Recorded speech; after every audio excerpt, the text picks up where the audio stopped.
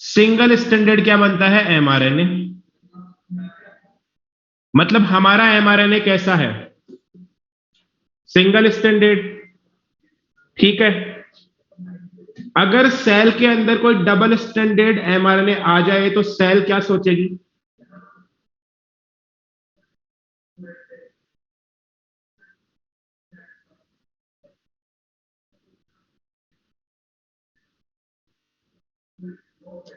Cell के अंदर अगर कोई डबल स्टैंडर्ड एमआरएनए आ जाए तो सेल सोचेगी ये फॉरेन पार्टिकल है। बिल्कुल बिल्कुल बिल्कुल बिल्कुल। जो जो भी फॉरेन पार्टिकल बोल रहे हैं सही बोल रहे हो। अगर सेल के अंदर कोई डबल स्टैंडर्ड आरएनए आ जाए तो सेल को लगेगा फॉरेन पार्टिकल है। और फॉरेन पार्टिकल, ये डबल स्टैंडर्ड आरएनए कहां से आ सकता है सेल में? जैसे कोई वायरस हो डबल स्टैंडर्ड, वो अपना डीएनए इंसर्ट करवा देता है। तो ऐसी कंडीशन में सेल को लगता है कि ये फॉरेन पार्टिकल है और सेल इसके छोटे छोटे टुकड़े कर देती है। अगर एमआरएनए डबल स्टैंडर्ड है तो सेल इसके छोटे छोटे टुकड़े कर देगी। ये इसको बोलते हो डाइसर। सेल डाइसर प्रोसेस में इसके छोटे छोटे टुकड़े कर दिए जाते हैं। तो पहले इतनी सी बात याद रख लो कि क्या मैकेनिज्म होती है। यही है आरएनए साइलेंसिंग। ये क्या है? आरएनए साइलेंसिंग की जो प्रोसेस बताई है यही है। और ये होती है यूकैरियोटिक ऑर्गेनिजम्स में as a cellular defence method. इतना याद रखना। अब आगे चलते हैं। ठीक है। अब मेरी एक छोटी सी कहानी सुन लो कि इस निमेटोड को मारने का एक तरीका है मेरे पास में। हाँ, हम में भी है, बिल्कुल हम में भी है। जितने भी यूकैरियोट्स है सब में ये प्रोसेस होता है डाइसर का। ठीक है। अब मेरी बात सुन लो, एक कहानी है, ध्यान से सुनना। इस निमेटोड को मारने का एक तरीका है हमारे पास में। क्या तरीका है? कि अगर इस निमेटोड का कोई ऐसा इंपॉर्टेंट एंजाइम जिसके बिना ये नहीं रह सकता हो, जैसे कि रेस्पिरेशन के एंजाइम, ग्लाइकोलाइसिस के एंजाइम, अगर हमने इस निमेटोड के ग्लाइकोलाइसिस के एंजाइम को बनने से रोक दिया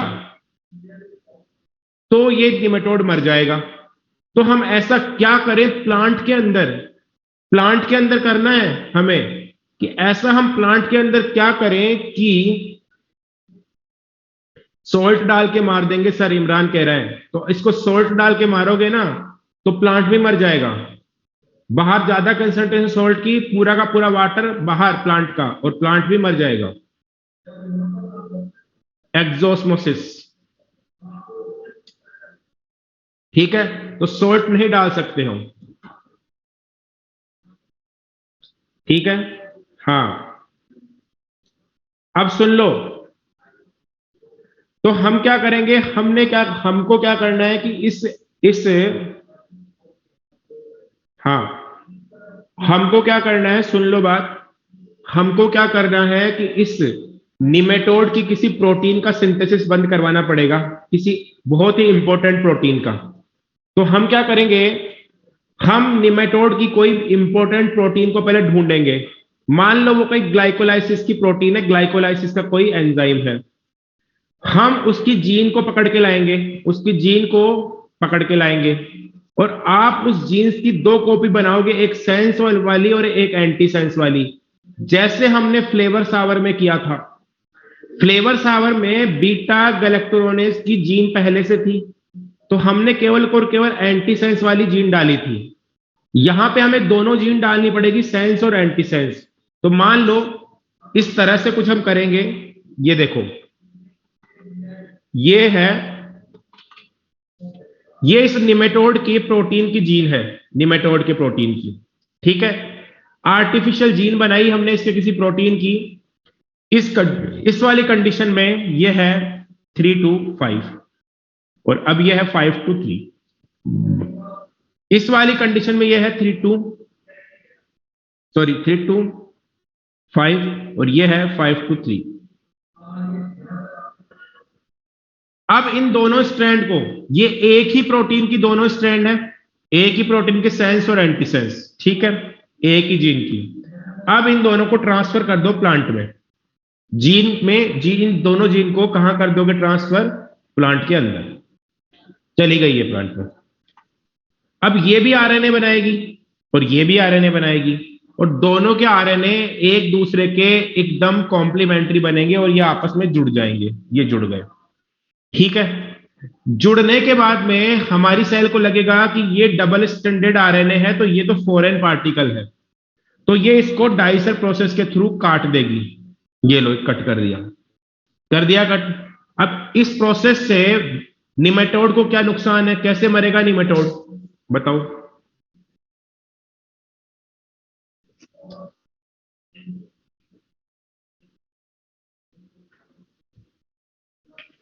अब देखो क्या होगा कि ये जो निमेटोड है ना, ये निमेटोड इसे इस सेल, हाँ इस सेल, अब ये निमेटोड आके खाएगा इस सेल को, इस सेल के अंदर से ये निमेटोड,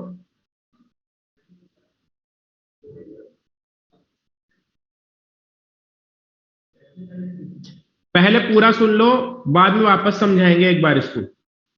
ये जो निमेटोड है ना, ये निमेटोड आकर के इन पार्टिकल्स को पी लेगा, सेल सेप के साथ में इन पार्टिकल्स को पी लेगा। जैसे ही ये निमेटोड के अंदर जाएंगे वैसे ही ये हो जाएंगे अनजिप, और ये हो जाएंगे सिंगल स्टैंडर्ड, अलग अलग सिंगल स्टैंडर्ड। अब क्या होगा, अब निमेटोड के अंदर उसके प्रोटीन का जो एमआरएनए बना है उससे जाकर के ये बाइंड हो जाएंगे, क्योंकि उनमें से एक एक स्ट्रैंड इसके कॉम्प्लीमेंट्री है। तो तो निमेटोड का आरएनए भी कैसा हो गया, single standard, sorry double standard. Nematode का एमआरएनए भी डबल स्टैंडर्ड हो गया, और अब निमेटोड में वो प्रोटीन नहीं बनेगा, ठीक है। तो ये यहां तक किसी को समझ में आ गया, किस किस को नहीं आया बोलो पहले तो।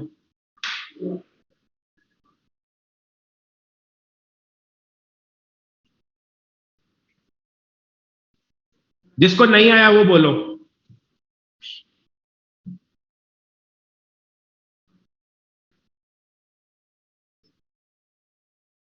ठीक है, तो पहली बात तो वैष्णवी ऐसा है कि ये जो दोनों जीन है ना, ये दोनों ही निमेटोड की है। हमें बता रहा हूं वापस बता रहा हूं, सुन लो, बात सुन लो, ठीक है। पूरा प्रोसेस ये है कि अगर हमें इस निमेटोड को मारना है तो हमें इस निमेटोड की किसी इंपॉर्टेंट, अब मेरी बात सुन लो जिक्रा, पहले पारी पूरी बात सुन लो, ठीक है। अगर हमें निमेटोड को मारना है तो हमें निमेटोड की किसी इंपॉर्टेंट प्रोटीन का सिंथेसिस बंद करवाना पड़ेगा। पहली बात तो यह ध्यान रखो कि निमेटोड की किसी इंपॉर्टेंट प्रोटीन का सिंथेसिस बंद करवाना पड़ेगा। अब निमेटोड की प्रोटीन है तो उसकी जीन हमारे प्लांट में तो है नहीं, तो हम निमेटोड की उस इंपॉर्टेंट प्रोटीन की जीन को हमारे प्लांट में डालेंगे, ठीक है।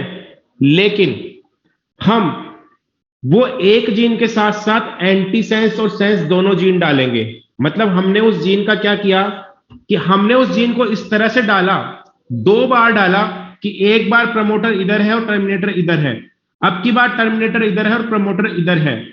तो ये हमने उस जीन की दो कॉपी डाली, एक में सिंथेसिस ऐसे इधर से होगा और एक में इधर से होगा, तो इसमें दो एमआरएनए बनेंगे और दोनों ही एमआरएनए एक दूसरे के अपोजिट बनेंगे। तो हमने इन दोनों को डाल दिया प्लांट के अंदर। अब प्लांट के अंदर इनसे बनेंगे एमआरएनए ये और ये दोनों एमआरएनए बने हैं एक दूसरे के अपोजिट, ठीक है।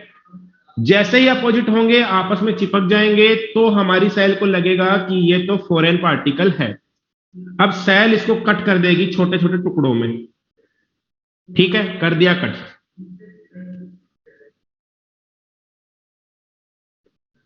ठीक है, कट कर दिया। अब ये सेल के अंदर पड़ा हुआ है एमआरएनए।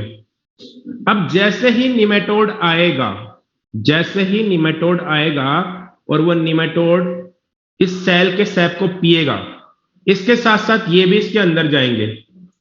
जैसे ही ये एमआरएनए इसके अंदर जाएंगे जो डबल स्ट्रैंडेड है, इसके अंदर एक प्रोसेस होती है अनजिपिंग की, और उस अनजिपिंग प्रोसेस से ये सिंगल स्ट्रैंडेड में बदल जाएंगे। अब इस निमेटोड की सेल्स में क्या हो रहा है, निमेटोड की सेल्स में क्या हो रहा है? ट्रांसक्रिप्शन।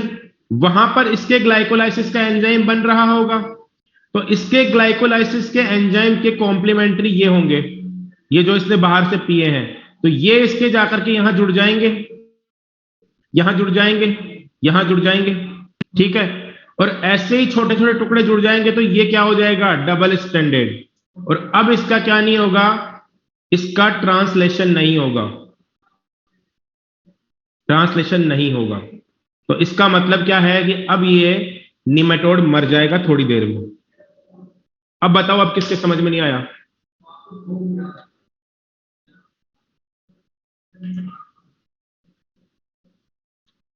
इसी को क्या बोलते हो? Gene silencing. ये कौन सी प्रोसेस है? Gene silencing.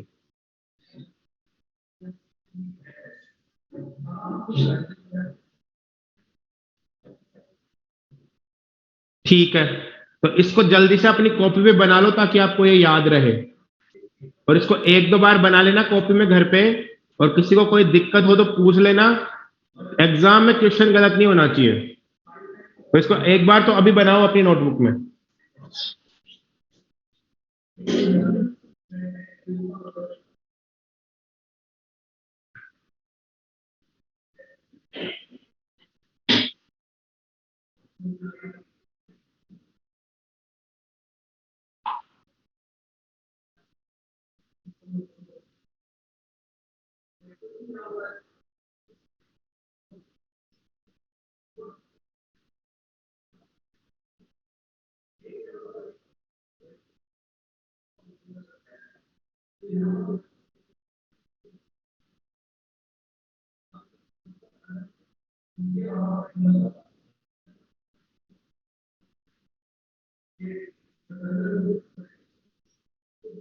हाँ, डाइसर एक एंजाइम नहीं है, डाइसर पूरा एक मैकेनिज्म है।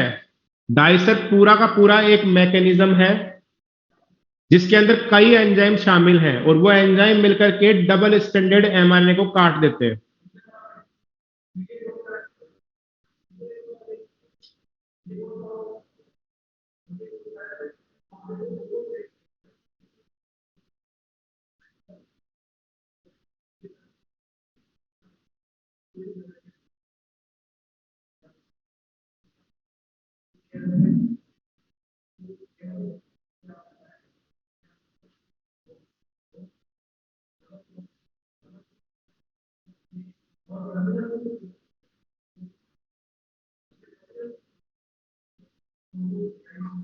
बन गया क्या?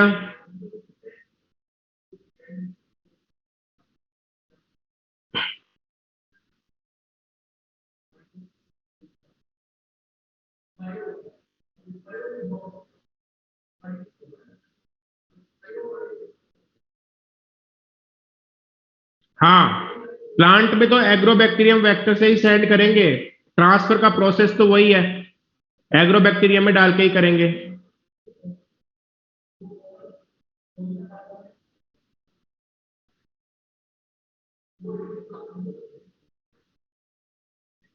तो समझ में आ गया क्या? तो अब ये चैप्टर में कुछ भी नहीं है, एकदम सिंपल सिंपल लाइन है। अब देखते चलो, सुनते चलो, ये पूरा चैप्टर खत्म हो चुका है। अब अगर आपको ये समझ में आ गया तो पूरा चैप्टर खत्म है। अब सुनते चलो आगे आगे, ठीक है। Using agrobacterium vectors, nematode specific genes were introduce into the plant host cell, ठीक है। The introduction of DNA was such that it produced both sense and antisense RNA in the host cells. These two RNAs being complementary to each other formed a double-stranded RNA that initiated RNAi. Thus, RNAi silenced the specific mRNA of the nematode. ठीक है, ये लिखा हुआ है। The consequences was that the parasite could not survive. ठीक है, इससे parasite survive नहीं करेगा। अब तो हमने जो बात करी थी कि हमारी सेल के अंदर ये डाइसर मैकेनिज्म क्यों होता है, डाइसर मैकेनिज्म क्यों होता है जो हमने बात करी थी, वो इसलिए होता है क्योंकि अगर कोई वायरस इन्फेक्ट कर दे जिसका आरएनए हो डबल सर्कुलर, तब उस वायरस को मारने के लिए। दूसरा, जो मोबाइल जेनेटिक एलिमेंट्स होते हैं जिनको ट्रांसपोजोन्स बोलते हो, ठीक है, इनके रेप्लिकेशन के टाइम पर भी क्या बनता है, डबल स्ट्रैंडेड एमआरएनए। आपको डिटेल में नहीं जाना, ठीक है। आपको यह ध्यान रखना है कि हमारे शरीर में, अरे भाई बैक्टीरिया के शरीर में एंडोन्यूक्लियस क्यों है, क्योंकि उसको वायरस का डीएनए काटना है, ठीक है।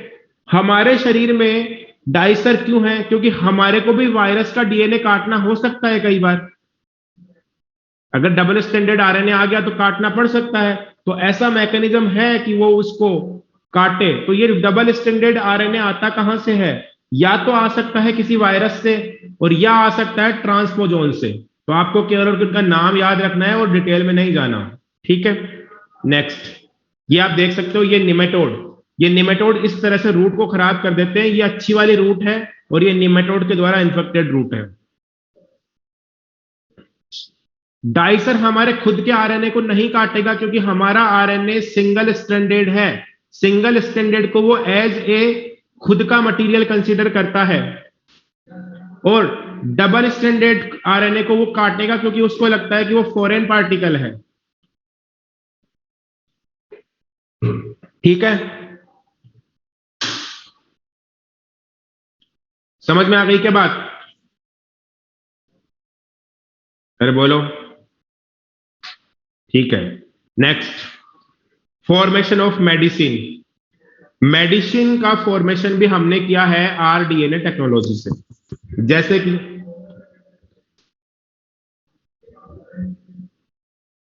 कि मेडिसिन की अगर हम बात करें, तो मेडिसिन का हमने प्रोडक्शन किया है। हाँ, इसीलिए डाइसर बोलते हैं, जिक्रा इसीलिए बोलते हैं, ठीक है।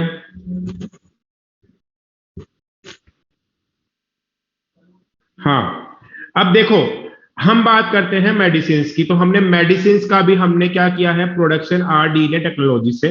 और ऐसी मेडिसिन जिनका हम प्रोडक्शन करते हैं आरडीएनए टेक्नोलॉजी से, उनको बोलते हैं रिकॉम्बिनेंट मेडिसिन, ठीक है। अब बात करते हैं हम कि जो रिकॉम्बिनेंट मेडिसिन है ना, वो प्योर होती है, वो एफिशिएंट होती है, एंड उनके साइड इफेक्ट कम होते हैं। क्योंकि एक बात बताओ मुझे, पहले हम पिग पिग से पिग से इंसुलिन लेके लगाते थे पेशेंट को। अब पिग का इंसुलिन हमारे अंदर साइड इफेक्ट कर सकता है, वहां पर एलर्जी हो सकती है, लेकिन अगर हम ह्यूमन का इंसुलिन बनवा के लगवाएंगे तो वहां पर साइड इफेक्ट नहीं होगा। तो ये लेस साइड इफेक्ट्स होते हैं इनके। अगर हम आगे बात करें एट प्रेजेंट की, तो 30 से ज्यादा रिकॉम्बिनेंट मेडिसिन अप्रूव्ड है वर्ल्ड वाइड, ठीक है, ठीक है। नेक्स्ट, इंडिया में 12 मेडिसिन ऐसी हैं जो कि मार्केट में है, और वो कैसी हैं, वो कैसी मेडिसिन है, रिकॉम्बिनेंट मेडिसिन। तो ये याद रखना। फिर है फॉर्मेशन ऑफ मेडिसिन। यहां पर आप देख सकते हो कि कुछ रिकॉम्बिनेंट मेडिसिन है, जैसे कि ह्यूमन इंसुलिन ट्रीटमेंट करती है डायबिटीज का। दूसरी है ग्रोथ हार्मोन, और ये शॉर्ट स्टेचर पीपल का, छोटी हाइट वाले पीपल को से ट्रीट कर सकते हो। फिर है कैल्सिटोनिन, ये रिकेटस का करती है ट्रीटमेंट। फिर है क्लोटिंग फैक्टर 8 और 9, और ये किसका करेगी, हीमोफीलिया ए एंड बी का। हाँ, डेटा तो याद रखने हैं इनके, एनसीईआरटी के डेटा है। फिर है इंटरफेरोन, और ये किसका ट्रीटमेंट करेंगे, इंटरफेरोन वायरस इन्फेक्टेड सेल का और कैंसर का। फिर है इंटरल्यूकिन्स, और इंटरल्यूकिन्स करेंगे इम्यून सिस्टम को बढ़ाएंगे, enhancement of immune system. Then tissue plasminogen activator, क्या है ये टिश्यू प्लाज्मिनोजन एक्टिवेटर, ये करता है ब्लड क्लोट्स को डिसॉल्व करता है। Then platelet derived growth factor, ये क्या करता है? ये वुंड हीलिंग करता है। देन वैक्सीन्स, तो हमारे पास में जो थर्ड जनरेशन वैक्सीन्स हैं वो अभी रिकॉम्बिनेंट वैक्सीन है। कोरोना की वैक्सीन रिकॉम्बिनेंट वैक्सीन है।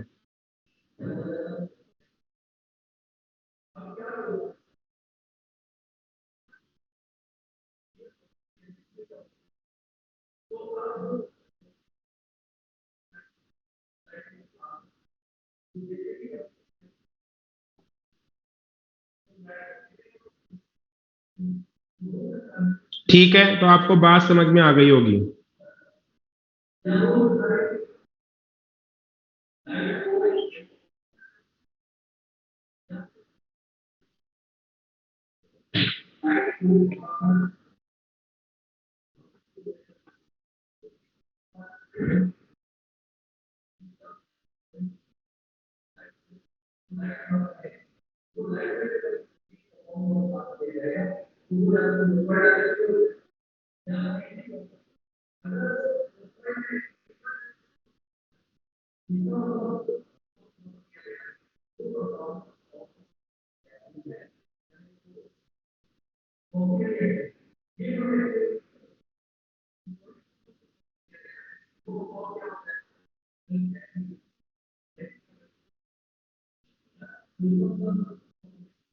वुंड हीलिंग क्या है? जैसे आपको चोट लग गई और चोट लगने के बाद में घाव नहीं भर रहा है, वही वुंड हीलिंग है।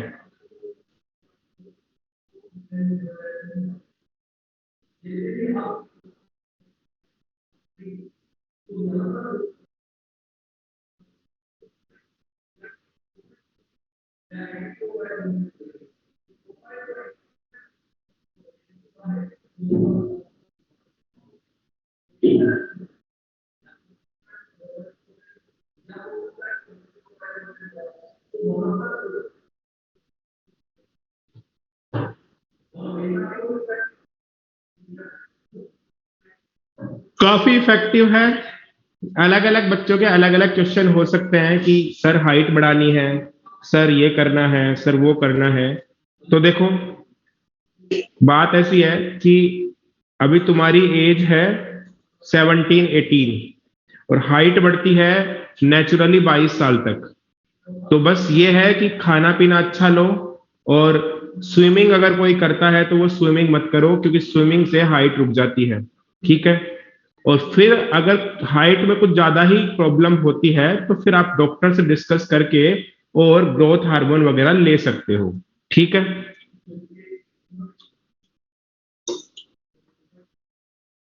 हाँ, इंटरल्यूकिन्स कुछ प्रोटीन हैं जो कि हमारे इम्यून सिस्टम को बूस्ट करते हैं।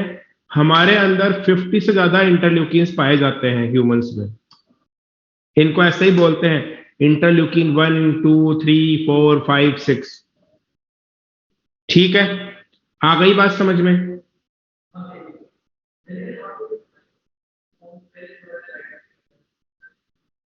एड्स पेशेंट को भी, एड्स का भी ट्रीटमेंट तो है ही ना आजकल, कि एड्स के पेशेंट को भी बचा सकते हैं, उसकी जिंदगी भर दवाइयां चलती है। अब जो इंटरफेरोन है ये यहाँ पर एटीएस चलता है।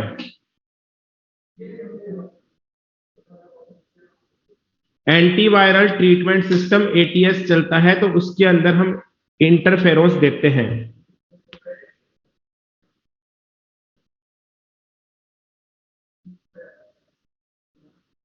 हाँ, कैल्सिटोनिन कैल्शियम की कमी को पूरा करता है, तो उससे रिकेट्स ठीक होता है।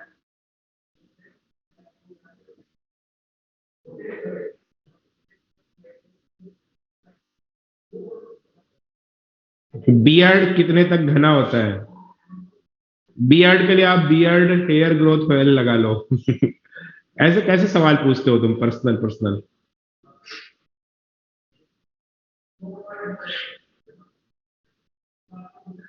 हेयर लॉस के लिए पहले ये चेक करो कि डैंड्रफ तो नहीं है। डैंड्रफ नहीं है तो फिर देखो, हेयर्स को जो न्यूट्रिशन मिलता है वो सबसे लास्ट में मिलता है, जब तुम्हारे बॉडी की रिक्वायरमेंट पूरी हो जाती है ना न्यूट्रिशन को लेकर के, उनके बाद में हेयर को न्यूट्रिशन मिलता है। तो पहले बॉडी का न्यूट्रिशन पूरा हो जाए, उस तरह की डाइट लो, उसके बाद में बात करो। तो हेयर्स को सबसे लास्ट में न्यूट्रिशन मिलता है। इसलिए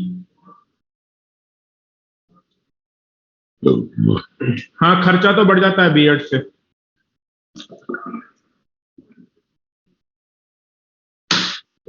चले आगे, हो गई चर्चा। हाँ, चाय पे चर्चा हो गई। नेक्स्ट, ये आपने पढ़ लिया है। फिर है फॉर्मेशन ऑफ इंसुलिन। अब इंसुलिन का फॉर्मेशन हमने कैसे करवाया है बैक्टीरिया के अंदर, वो आप देख सकते हो। Proteinaceous hormone contain 51 amino acids. ये एक हार्मोन है जिसमें 51 अमीनो एसिड्स होते हैं। यूज क्या है? Control of blood glucose level. फिर क्या है? डेफिशिएंसी अगर इसकी हो जाए तो ये क्या करता है? डायबिटीज मेलाइटस रोग पैदा करता है। फिर इसके ट्रीटमेंट में आपको क्या करना पड़ता है कि इंसुलिन का इंजेक्शन देना पड़ता है सबक्यूटेनियस। आप इंसुलिन को डायरेक्ट डायरेक्ट ब्लड में नहीं लगा सकते हो। अगर आपने ब्लड में लगा दिया डायरेक्ट तो पेशेंट की डेथ हो जाएगी, क्योंकि ये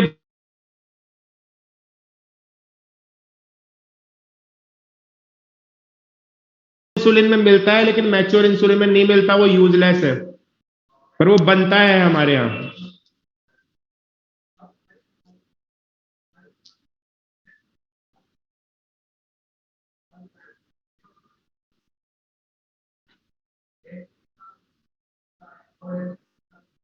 डायग्राम बना रहे हो तो रुकू वरना आगे चलूं।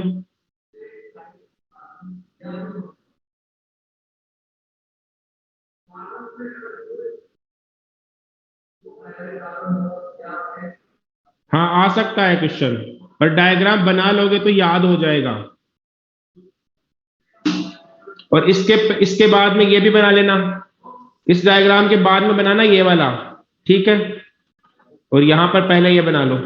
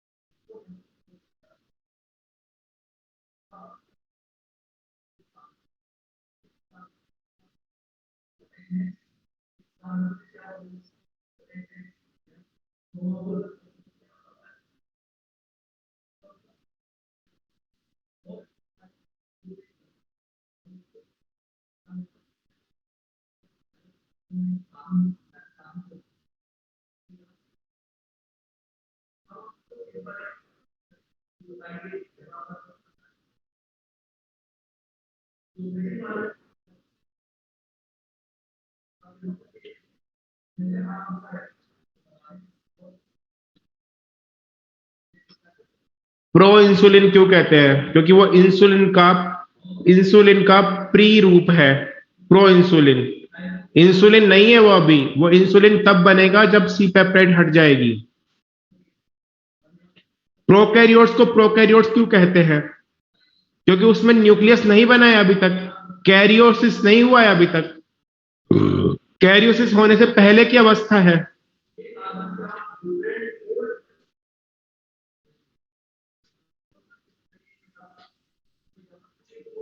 ठीक है, नेक्स्ट, ये भी बना लो।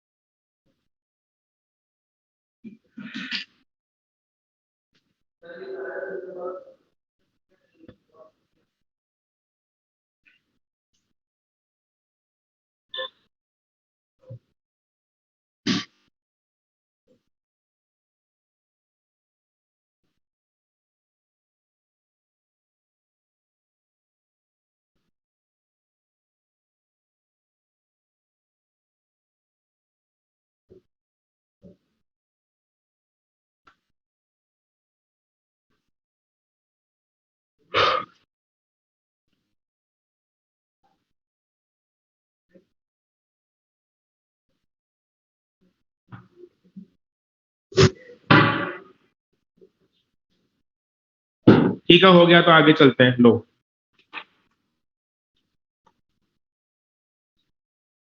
ठीक है। The main challenge of production of insulin using rDNA technologies was getting insulin assembled into A mature form. ठीक है, next. In 1983, first recombinant insulin formed by Eli Lilly, an American company। और याद रखना है, इंपॉर्टेंट है, Eli Lilly company का नाम important है, Eli Lilly, an American company in 1983। Eli Lilly prepared two DNA sequences corresponding A and B chains of human insulin and introduced them in plasmid of E. coli to produce insulin cells।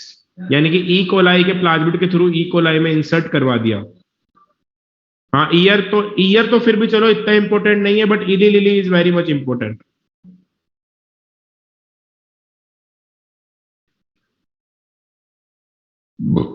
ठीक है,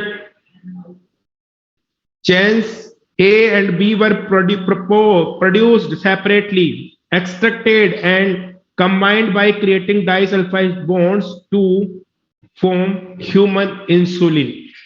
ठीक है, now अगला application है gene therapy. ठीक है, medicine में जो पढ़ रहे हैं, थेरापेटिक्स में, वहां पर है जीन थेरापी। तो जीन थेरापी का मतलब है कि आप किसी जीन को ट्रांसफर करवा के इलाज कर रहे हो। अगर किसी पर्सन में इंसुलिन की जीन नहीं है तो आप उसकी सेल्स में भी जीन ट्रांसफर करवा सकते हो, ऐसा पॉसिबल है।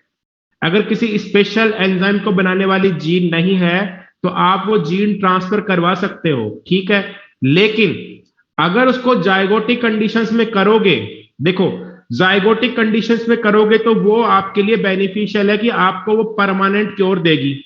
लेकिन एक बात मुझे बताओ कि अगर जाइगोटिक में नहीं करोगे तो आपको बार बार करनी पड़ेगी। जितने दिनों की उसकी लाइफ है सेल की, उसके बाद में वो बार बार करनी पड़ेगी। ठीक है, जैसे मान लो किसी सेल की जीन बीटा सेल्स में एक्सप्रेस होती है, तो जितनी उसकी लाइफ है बीटा सेल की उतने दिन ही रखना पड़ेगा, नई बीटा सेल नहीं कर सकती है वो काम। तो सुनो, पहले समझो। जीन थेरेपी में develop to treat some heredity disease such as SCID and haemophilia. ठीक है, अब ये ऐसे डिजीज है SCID एंड हीमोफीलिया कि इनको आप ट्रीट कर सकते हो। SCID का मतलब है सेवरल कंबाइंड इम्यूनोडेफिशिएंसी। इसके अंदर क्या होता है SCID में कि हमारा इम्यून सिस्टम वीक रहता है, और हीमोफीलिया में आपको पता है कि क्लोटिंग फैक्टर्स नहीं बनते हैं। तो आप क्या करोगे, जीन थेरेपी में इनके जीन डाल दोगे। तो genes are inserted into person cells and tissues to treat a disease. पूरे पर्सन में तो डालना संभव नहीं है, पर किसी पर्टिकुलर टिश्यू में डालना संभव है। ठीक है, the first clinical gene therapy was given in 1990 to a 4-year-old girl with adenosine deaminase deficiency. ठीक है, तो आपको याद रखना है कि ये ईयर इंपॉर्टेंट है, एडिनोसिन डीअमाइनेज इंपॉर्टेंट है। याद रखना है कि फर्स्ट जीन थेरेपी किसने दी और कब दी और क्यों दी।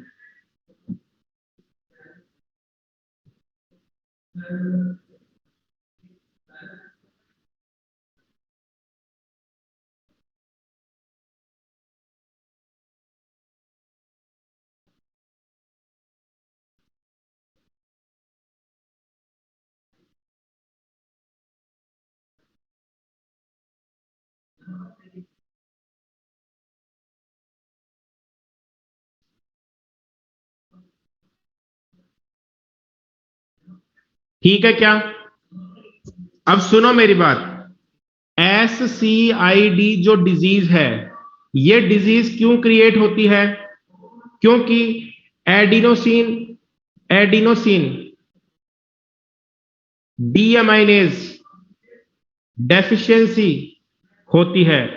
एडिनोसिन डीअमाइनेज ये एंजाइम नहीं बनता है, तब SCID होती है। तो SCID और ADA डेफिशिएंसी एक ही बात है, ध्यान रखना। SCID और ADA एक ही बात है, ठीक है। Next, this enzyme is crucial for immune system to function, ठीक है, पर इसकी जीन नहीं है तो क्या होगा? The disorder is cause due to the deletion of gene for deaminase adenosine deaminase. कि ये बीमारी क्यों होती है? क्योंकि इस जीन का डिलीशन हो गया है हमारे जीनोम में से। आई बात समझ में? अरे ठीक है, क्लियर है। नेक्स्ट, अब जीन थेरेपी कैसे करते हैं? एक तो आप क्या कर सकते हो, एडीए डेफिशिएंसी को कैसे ट्रीट कर सकते हो, या तो आप बाहर से एंजाइम इसको ट्रांसफर कर दो। मान लो मेरी सेल से एंजाइम निकाला, मेरे शरीर से एंजाइम निकाला और दे दिया, तो ट्रीट हो जाएगा। In which functional ADA is given to patient by injection. दूसरा है बोन मैरो ट्रांसप्लांट। आप उस पर्सन का बोन मैरो ट्रांसप्लांट कर दो, क्योंकि बोन मैरो की सेल्स ही मैच्योर होकर के बनाती है एडीए। और तीसरा है जीन थेरेपी। अब जीन थेरेपी में आप क्या करोगे? यहां पर आप क्या करोगे, इस पर्सन की कुछ लिम्फोसाइट्स आइसोलेट करोगे, लिम्फ नोड से लिम्फोसाइट आइसोलेट करोगे। उन लिम्फोसाइट के अंदर आप रेट्रोवायरस का यूज करके और एडीए की जीन ट्रांसफर कर दोगे, ठीक है। रेट्रोवायरस का यूज करके एडीए की जीन ट्रांसफर कर दोगे। कुछ सेल्स में ये जीन जाएगा, कुछ में नहीं जाएगा। जिनमें नहीं जाएगा उनको हटाओ और जिनमें जाएगा उनको सेलेक्ट कर लेंगे हम, ठीक है। ये आपने सेलेक्ट कर ली। अब इनकी संख्या में वृद्धि करेंगे, इनको ग्रो करवाएंगे। अब ये एक से ज्यादा ग्रो हो गई, ये लो, ये ग्रो हो रही है। अब इन सेल्स को डाल देंगे हम इस पेशेंट के ब्लड में। अब ये सेल्स अपने आप क्या बनाएंगी? ADA hormone. और आपको बाहर से एडीए देने की जरूरत नहीं है। लेकिन यहां पर आपको कुछ सेल्स को कल्चर मीडियम पर संभाल के रखना पड़ेगा। क्यों? क्योंकि अगर आप कल्चर मीडियम पे संभाल के नहीं रखोगे तो इस ब्लड सेल की लाइफ है, एक शॉर्ट लाइफ है। इस ब्लड सेल की, मान लो ये कोई सी भी ब्लड सेल है, लिम्फोसाइट है, इसकी लाइफ है 90 डेज की, 100 डेज की। 100 डेज बाद ये मर जाएगी, तो नई सेल में फिर जीन नहीं होगी। तो फिर आपको क्या करना है, 100 डेज बाद वापस से इसका इंजेक्शन लगाना है पेशेंट को, ठीक है। तो इस तरीके से हम करेंगे काम। आ रही है बात समझ में? जीन थेरेपी,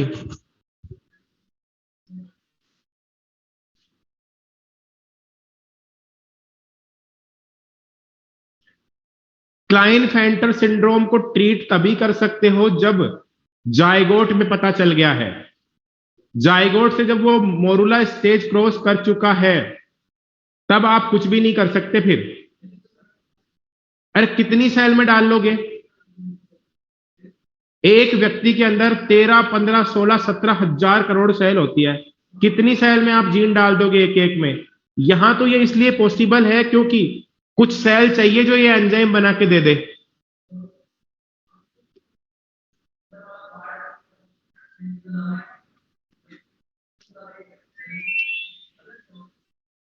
अरे हमारी इम्यूनिटी क्यों अपोज करेगी? इसमें ऐसा क्या है? इसमें ऐसा क्या है? ये उसी पर्सन की सेल है, उसी से ले रहे हैं जिसमें इंजेक्ट करना है। बस इनके अंदर एक जीन ट्रांसफर करवा रहे हैं हम, जो जीन इसके अंदर थी नहीं। तो अपोज क्यों करेगा इम्यून सिस्टम? बोलो।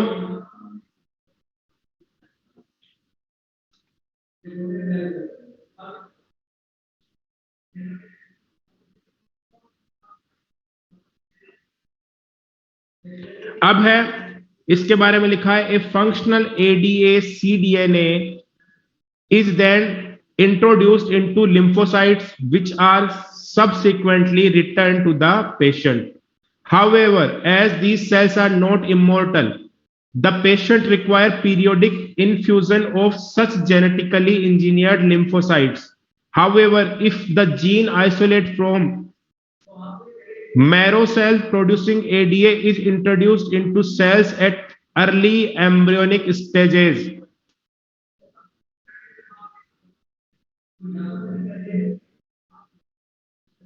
It could be a permanent core. अगर आप ऐसा कर देते हो अर्ली जाइगोटिक कंडीशंस में, तो वहां पर ये चीज करना पॉसिबल है कि ये परमानेंट क्योर हो जाए। ठीक है, परमानेंटली क्योर हो जाए। अब बस बात खत्म। आज के लेक्चर में इतना ही रखते हैं, इसको पढ़ लेना। कल के लेक्चर में कल के लेक्चर में ये चैप्टर खत्म और माइक्रोब्स स्टार्ट हो जाएगा। तो कोई भी डाउट हो पूछ लेना कल के लेक्चर में, आज जाके पढ़ना, आराम से एनसीईआरटी पढ़ना, फिर पूछना। ठीक है, thank you very much.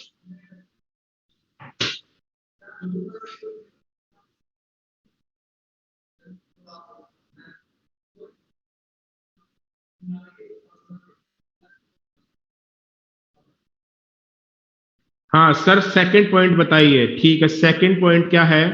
Second point है however as these cells are immortal. मैंने क्या बोला था कि ये सेल्स इमोर्टल नहीं है। इन सेल्स को जो आपने बनाई है एडीए वाली, इन सेल्स को आप जब पेशेंट में ट्रांसफर करोगे तो इन सेल्स का एक लाइफ स्पान है। मान लो ये 1 महीने 40 दिन बाद में खत्म हो गई, 4 महीने बाद में खत्म हो गई, तो आपको वापस से वो जेनेटिकली इंजीनियर्ड सेल्स वापस से इंजेक्शन के थ्रू देनी पड़ेगी।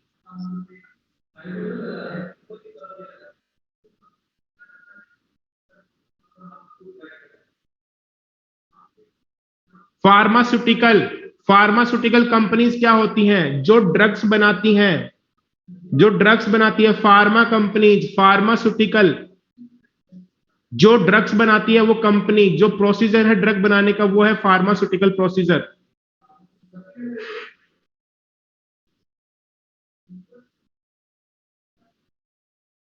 ठीक है, तो कल मिलते हैं। ओके।